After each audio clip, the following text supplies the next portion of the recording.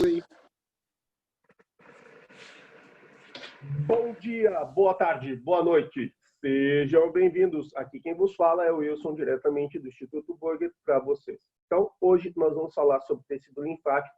A gente vai falar das características generalis dos órgãos linfóides primários e secundários, dos exemplos de TLAM e MALT. TLAM ou MALT é a mesma coisa. A MALT é a sigla em inglês.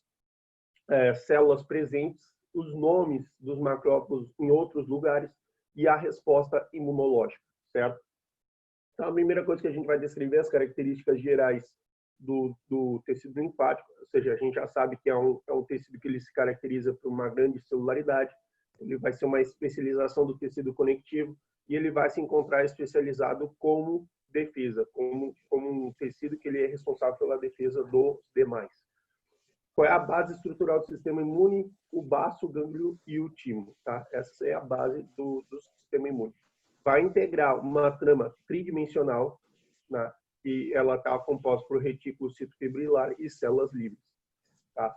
Ela vai estar, parte dessas células vai estar no sangue e a função básica é de defesa específica do organismo, que vai empregar medidas defensivas contra agentes agressores, tanto internas quanto externas, certo? Então, a primeira coisa que a gente tem que saber é o seguinte, é classificar os órgãos linfóides, tá? E explicar. Então, a gente vai falar os órgãos linfóides primários e órgãos linfóides secundários. Os órgãos linfóides primários são aqueles que são responsáveis por quê? Por sintetizar e madurar as células que são responsáveis pelo sistema imunológico. Então, os dois órgãos principais é médula óssea e timo, tá? Por que eu falo médula óssea? Porque a medula óssea ela vai fazer o quê? Ela vai produzir os linfócitos T e os linfócitos B. Os linfócitos B, eles já saem da medula óssea competentes, ou seja, já estão prontos para a guerra. Enquanto que os linfócitos T, eles saem incompetentes da médula, mas eles são sintetizados na médula, e eles vão se tornar competentes no timo, certo? Então, o timo acaba cumprindo com a função de madurar os linfócitos T. Aí depois a gente tem os órgãos secundários, que é gânglio linfático, baço e TLAM. Gânglios linfáticos, a gente sabe que eles são pequenas acumulações de tecido linfóide, mas que a gente sabe que eles vão ter numa proporção, eles têm muitas células de defesa, né, os gânglios linfáticos. O baço, a função dele basicamente é filtrar o sangue, limpar as células, as formas celulares que estiverem alteradas. E o TLAM, o que é o TLAM, né? O MALT, em inglês é MALT. Eu prefiro, assim, vocês vão ver que os livros eles falam muito MALT. Tem algum e outro livro que vai falar TLAM, certo? Então, o que é isso? Isso é tecido linfóide associado à mucosa, certo? Então, esse tecido linfóide associado à mucosa, a gente vai ver ele no aparato respiratório, no aparato digestivo, por exemplo. A gente tem as amígdalas. As amígdalas é um tecido linfóide associado à mucosa.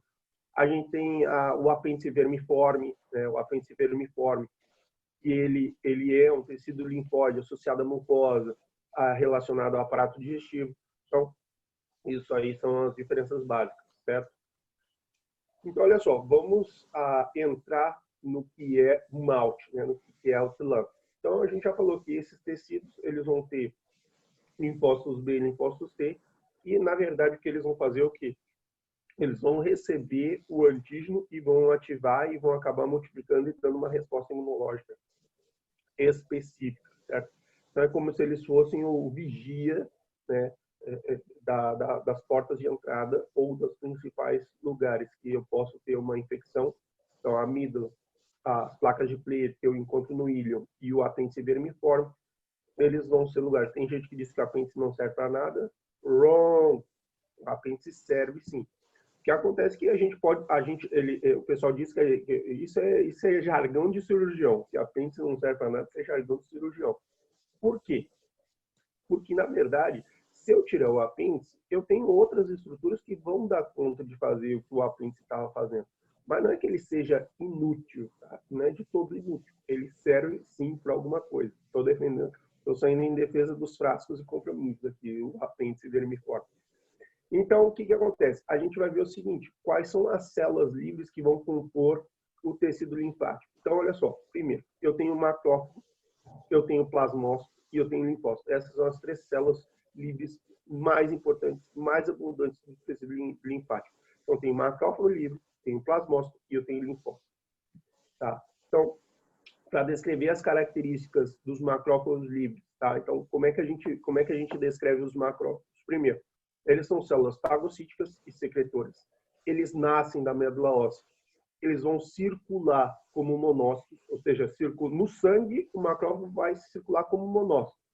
Eles vão colonizar os órgãos, essa é outra sigla que vocês vão ver muito, tá? Sistema imunológico tem muita sigla, então cuidado aí.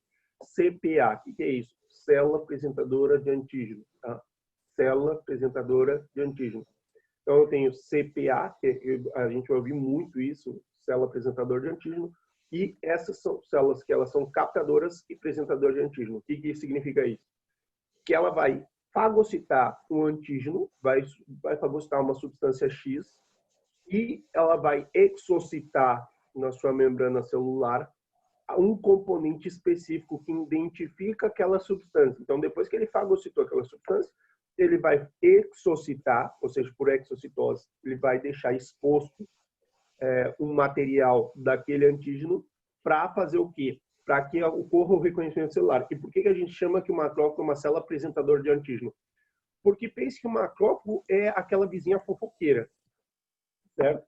Ele é aquela vizinha fofoqueira. Lembra que eu falei para vocês que eu tenho uma vizinha fofoqueira que ela vai avisar os outros que está acontecendo merda? Então, pronto, o macrófago é o seguinte, ele vai lá, ele tem uma boca enorme, porque ele fagocita, certo? Então, é aquela vizinha fofoqueira que sai correndo para contar para os outros.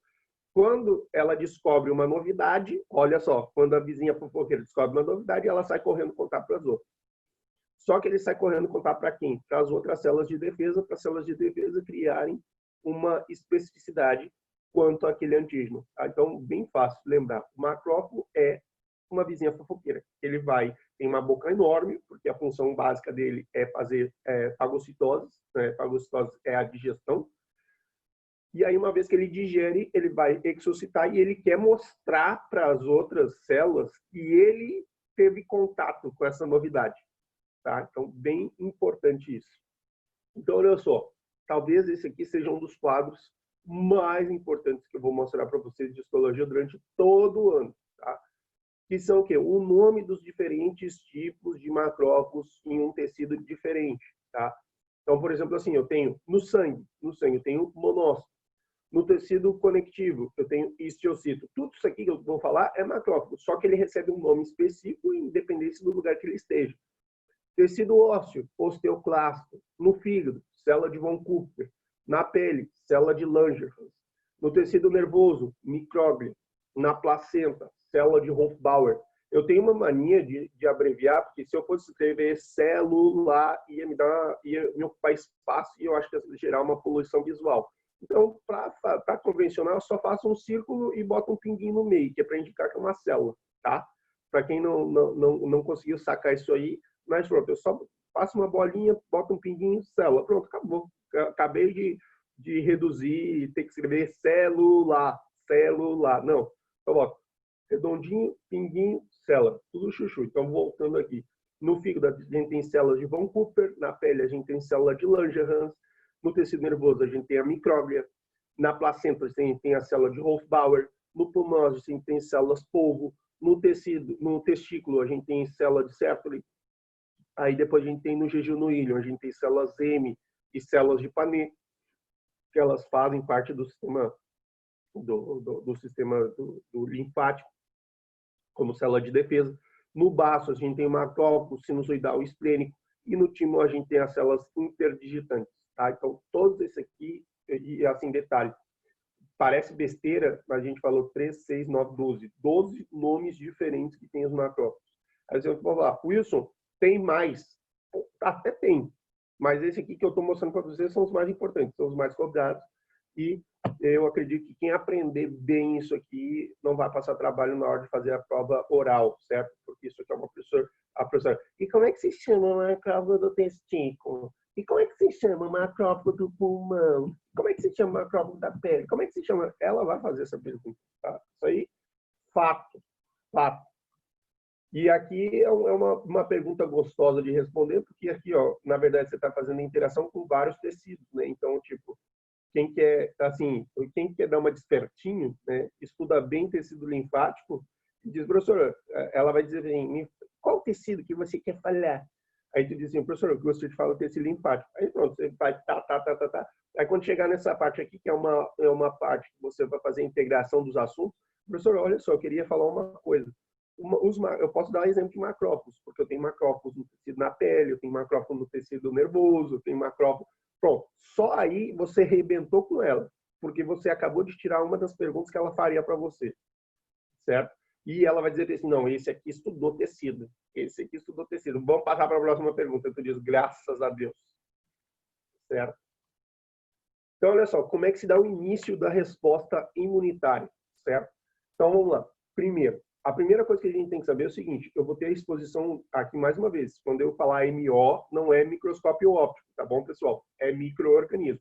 Então, quando eu tenho exposição de um micro-organismo ao corpo arreno, vai se aumentar a bacteriemia. A primeira coisa que acontece, que a gente tem, isso aqui que eu vou falar para vocês é a primeira linha de defesa. Então, uma das primeiras células que aparecem do sistema nervoso, do sistema linfático, perdão, é o macrófago, porque o macrófago é a primeira linha de defesa. Então, o macrófago vai tentar fagocitar esse micro-organismo. Ao mesmo tempo que o macrófago está tentando, essa página não tem na apostila. Na verdade, ela tem na apostila, Amanda. Eu só coloquei ela para trás. Mas se você ver nas últimas páginas da apostila, se eu for olhar, deve estar que tem 10 páginas da apostila, no final da apostila, que ela está sem número, tá? E isso aí está lá no final da apostila. Só se vocês for olharem a apostila nova, vocês vão ver. Essa página está na apostila, tá? Então, o que acontece? Então, eu tenho a exposição no micro-organismo ou um corpo arreno que vai gerar uma bacteriemia, ou seja, vai aumentar as concentrações dessa bactéria no sangue. Acontecem duas, olha só, tudo isso aqui que eu vou mostrar para vocês está acontecendo basicamente ao mesmo tempo, tá? Então, a primeira coisa que acontece, vamos por ordem, a primeira coisa que acontece é o sistema de complemento, ele vai rodear o invasor e vai aumentar a temperatura na volta. E aí a gente tem um fenômeno que a gente vai explicar como inflamação, tá? Então, ele rodeia o invasor e aumenta a temperatura. Isso a gente vai ter, como resposta, a gente vai ter inflamação, tá? Ou seja, aumentou a temperatura e está provocando inflamação. Por que que o sistema de complemento ele rodeia o invasor e aumenta a temperatura? Porque ele está tentando desnaturalizar as proteínas do invasor. Se ele tiver sucesso, o invasor já é destruído ali, no início. Tá? Então, o sistema de complemento entra, rodeia o invasor, aumenta a temperatura e tenta desnaturalizar as proteínas do invasor.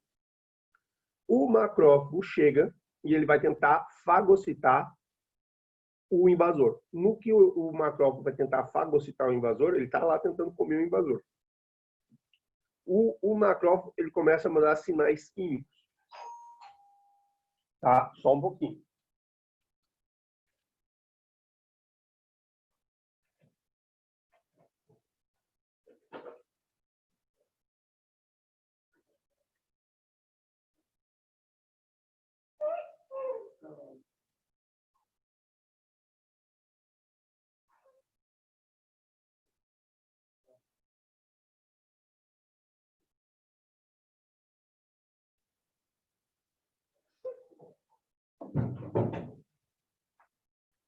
Vamos lá, continuando.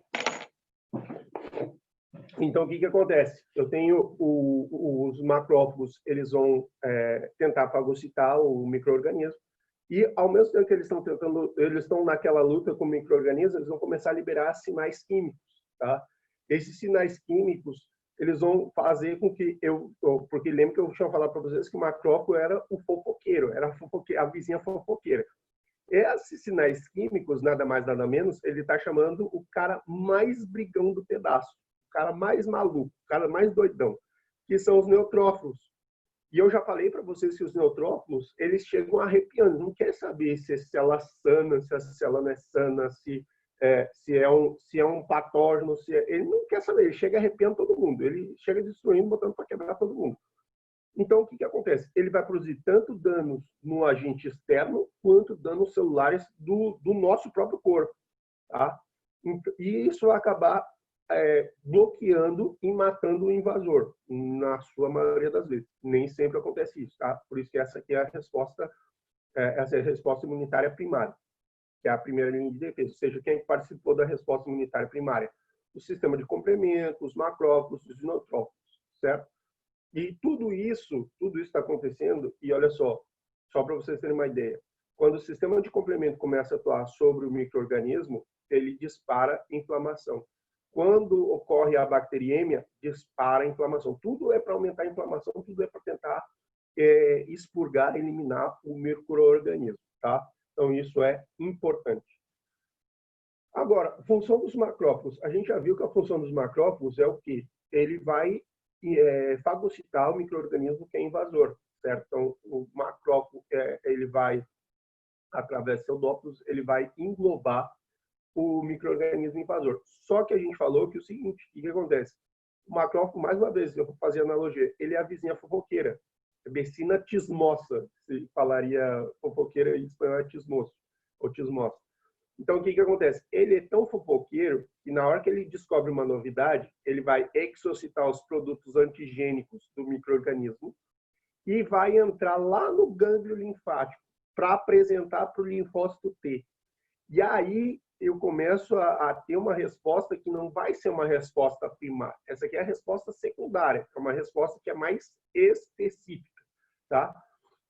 Quando a gente falou de mediadores químicos que o macrófago libera, um dos mediadores químicos que o macrófago libera vai ser o quê? Interleucina 1. Essa interleucina 1 ela vai favorecer duas coisas. Ela vai favorecer o maior crescimento, né, e reprodução dos linfócitos específicos. Ou seja, ele já está liberando interleucina e ele já está fazendo com que... Porque vocês vão ver que vai ter um determinado momento que os linfócitos T, quando eles forem sensibilizados, ou seja, quando eles forem apresentados para o antígeno, por isso que a gente fala célula apresentadora de antígeno, o macrófago ele está apresentando, olha só, olha o que eu vi, o linfócito, pronto, nesse momento que ele teve contato com o produto antigênico, o que ele vai fazer? Ele vai criar ele vai ficar sensibilizado, certo? E aí, no que ele vai ficar sensibilizado, ele vai acabar gerando uma resposta específica com expansão clonal e tudo mais que eu vou falar mais adiante. Então, olha só, a primeira coisa que a gente tem que ter bem claro é o quê?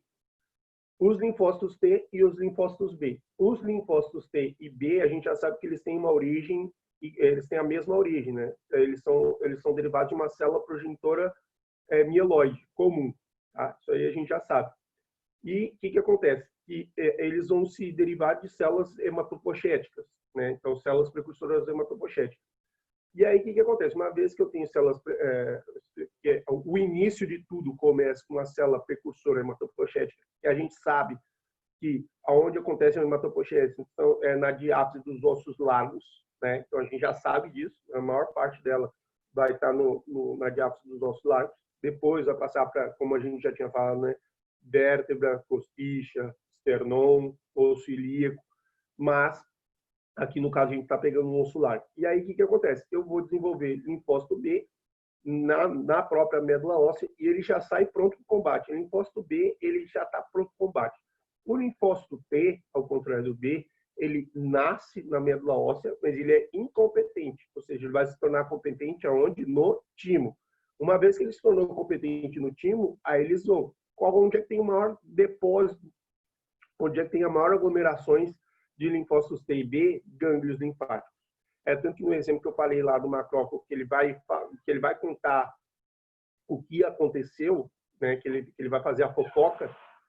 Então, o que acontece? Quando ele faz quando ele faz isso aí... Oi?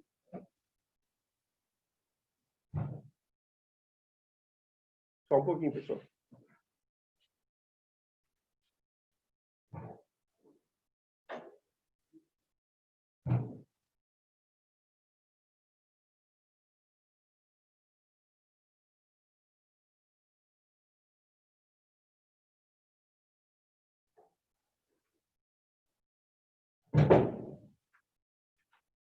Certo? Então, Os linfócitos T e B, uma vez que eles estão totalmente competentes, eles vão para onde? Eles vão para os gânglios linfáticos e vão ficar ali esperando que alguma coisa avise eles. Quem é que vai avisar eles? Os macrófagos. Macrófagos, por isso que a gente chama que os macrófagos são células apresentadoras de antígeno, tá?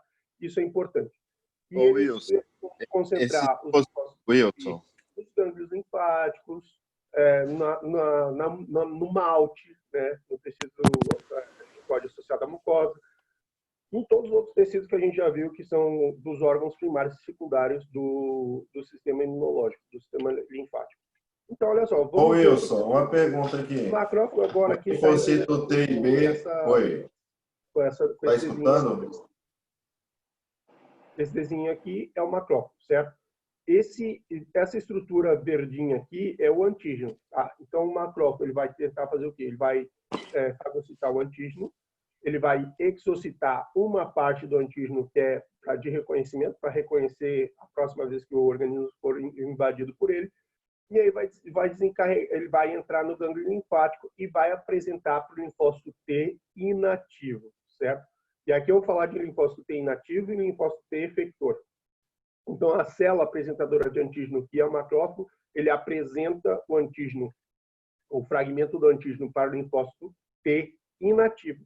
E esse linfócito T inativo, quando ele, na presença desse antígeno que está na superfície do macrófago, ele vai ser reconhecido pelo linfócito T, e isso vai disparar uma expansão clonal. O que é uma expansão clonal? Ele vai se dividir várias vezes. Ele se divide. Tá? E agora, esse fruto da divisão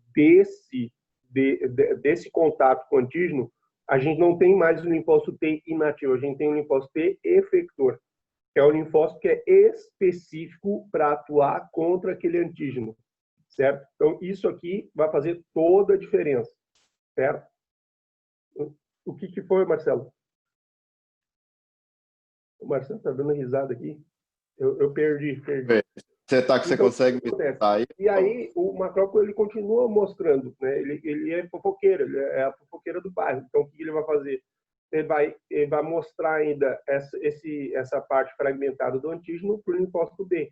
E o linfócito B vai fazer com que, uma vez que o linfócito B for sensibilizado também, ele acaba fazendo o quê? Ele acaba se transformando em plasmócito. Vocês vão ver que tem toda uma evolução, né? Linfócito B se transforma em imunoblasto em plasmócito, e plasmócito vai acabar originando as imunoglobulinas, certo? Então, isso aqui é a parte da resposta imune. Então, como é que a gente desenvolve a especificidade frente a milhões de antígenos diferentes, tá? Então, o que acontece? Ó, o timo, ele vai gerar o linfócito T pré-processado, que a gente pode chamar de linfócito T pré-processado ou linfócito T inativo, tá? Ou eu posso falar linfócito T não sensibilizado. Olha só a confusão dos histologistas.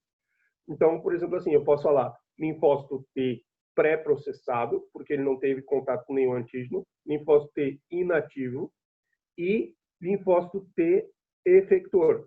Não, perdão, não sensibilizado, porque o efector já é outra.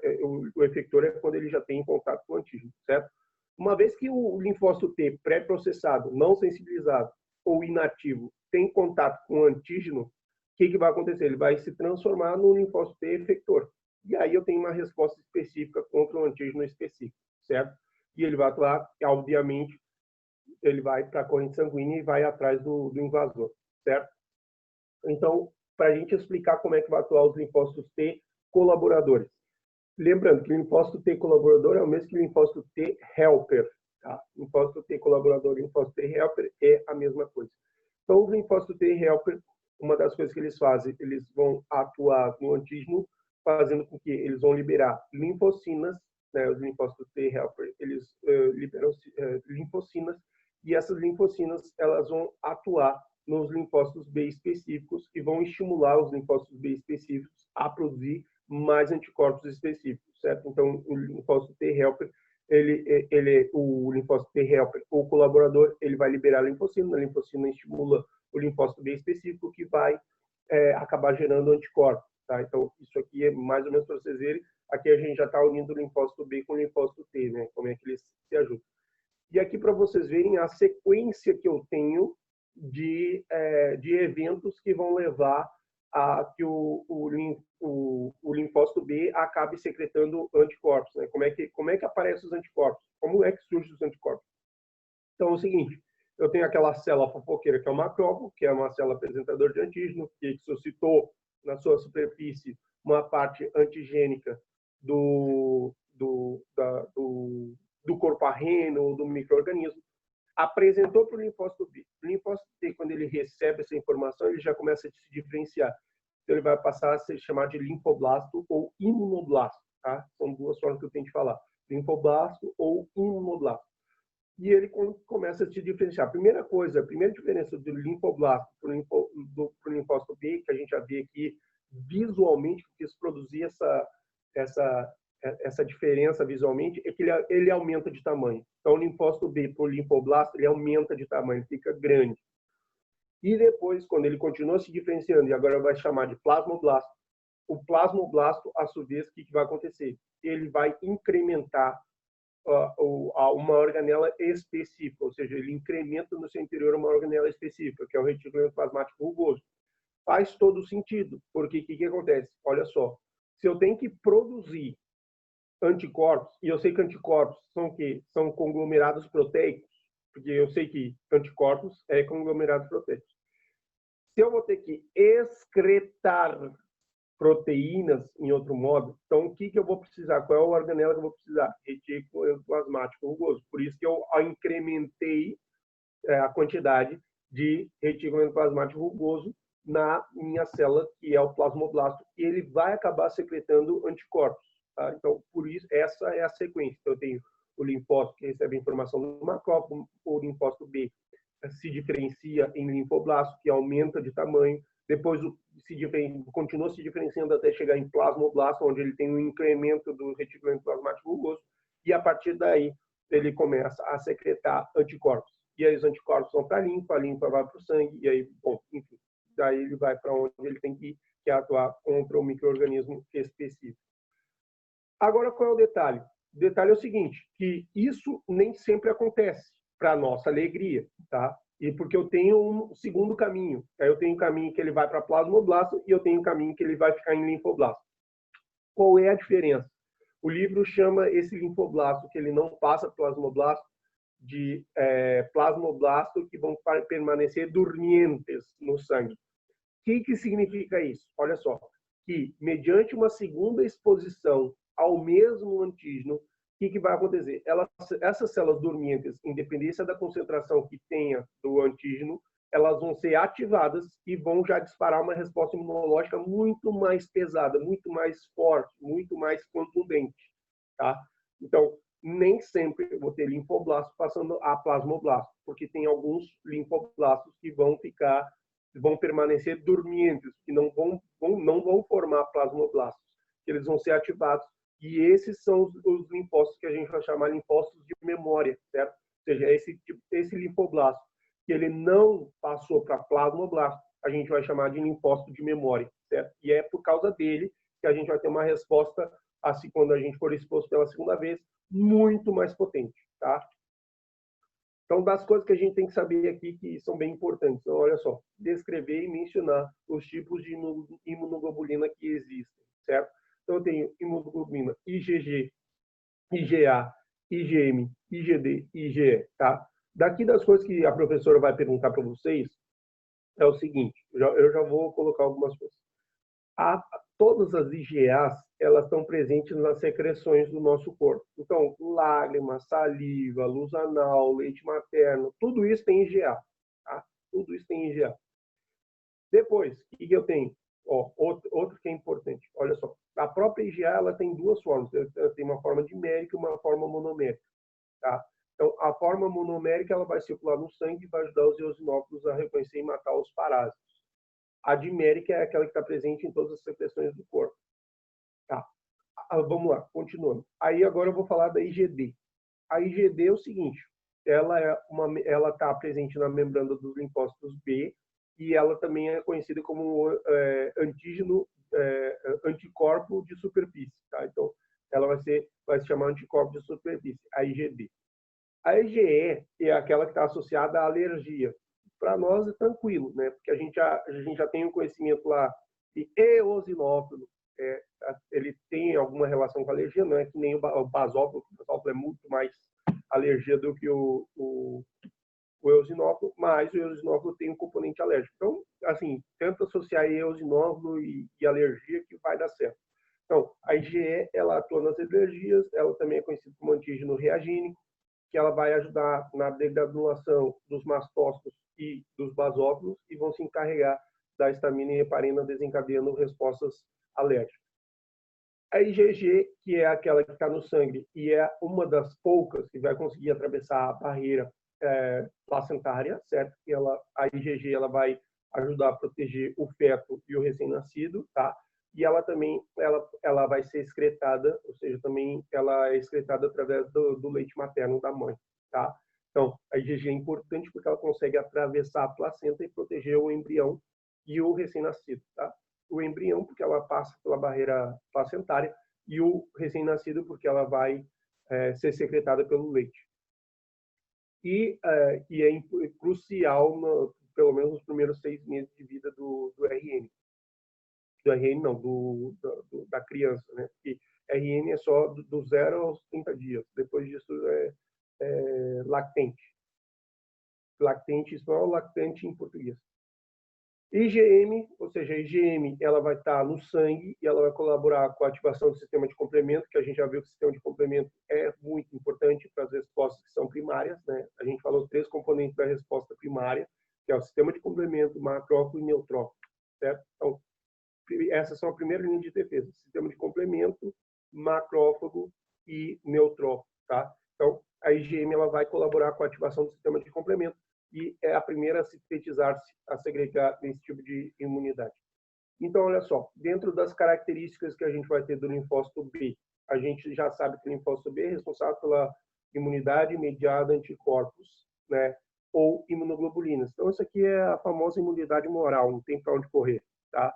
E ela vai se ativar como? Ela se ativa na presença de um antígeno que vai diferenciar os plasmócitos em um passo prévio que eu falei para vocês que pode ser chamado imunoblasto ou plasmoblasto, certo? Tanto faz, é a mesma coisa. E o que acontece? Nos tecidos linfáticos, onde é que eu vou encontrar o linfócito B? Nos nódulos, nos folículos e nos cordões, tá? Então, esses são os lugares que a gente vai encontrar no tecido linfático. Onde é que eles nascem e maduram? Os linfócitos B, eles nascem e maduram na médula óssea. Esse aqui talvez seja o mais bacaninha, mais fácil de falar. Os linfócitos T, por outro lado, eles são responsáveis pela imunidade celular. Pronto. Então, já sei que é imunidade mediada por células, vai ser imunidade celular, então linfócito T.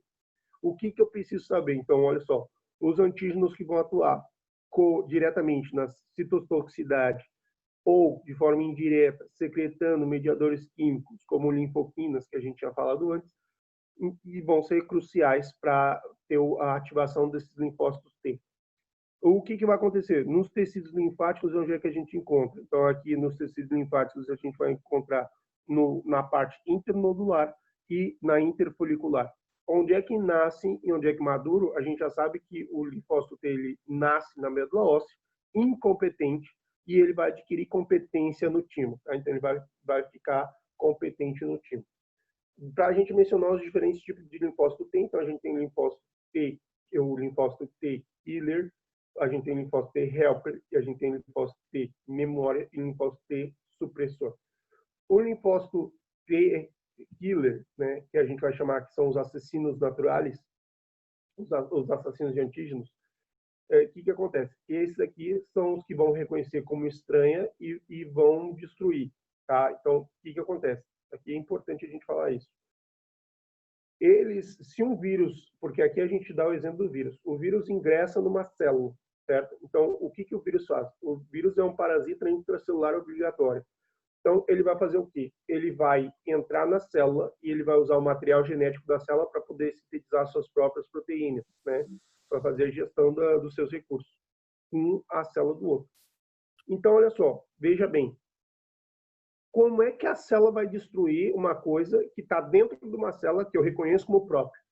Então, a célula ela tem uma forma de mandar uma mensagem para o corpo e dizer, olha, me ajuda que eu fui invadido.